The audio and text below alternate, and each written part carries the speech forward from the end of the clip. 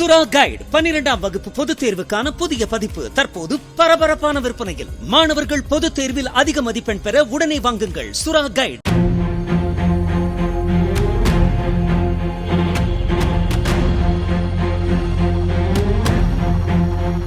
தென்காசி மாவட்டம் புளியரை அருகே கேசவபுரத்தை சேர்ந்த சுடலைமுத்து என்பவர் கையில் கத்தியை வைத்துக்கொண்டு வன்முறையை தூண்டும் வகையிலான வசனத்துடன் சமூக வலைதளத்தில் வீடியோ வெளியிட்டதாக போலீசாரால் கைது செய்யப்பட்டார்.